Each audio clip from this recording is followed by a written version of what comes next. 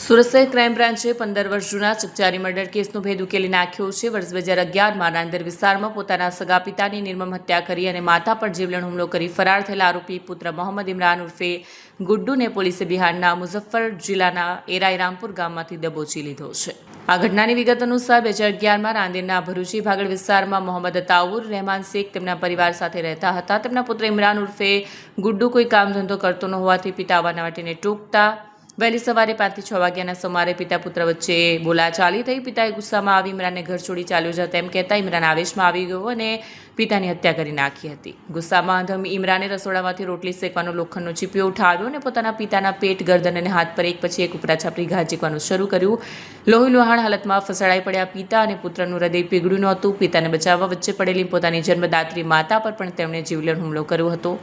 હત્યા કર્યા બાદ ઇમરાને ધરપકડથી બચવા માટે ભાગતો ફરતો હતો। તે સૌપ્રથમ ટ્રેન પકડીને કોલકાતા ભાગ્યો, જ્યાં તે 4-5 દિવસ રેલવે સ્ટેશન પર ભટકતો રહ્યો। ત્યારબાદ તે મુંબઈ પહોંચ્યો અને એશિયાની સૌથી મોટી ઝૂંપડપટ્ટી ગણાતી ધારાવીમાં આશરો લીધો। અહીં તેણે પોતાની અસલી ઓળખ છુપાવી અને કેટરિંગના વ્યવસાયમાં મજૂરી કામ કરવા લાગ્યો। છેલ્લા 15 વર્ષ તે મુંબઈમાં સામાન્ય મજૂર તરીકે રહી પોલીસની નજરથી બચતો હતો।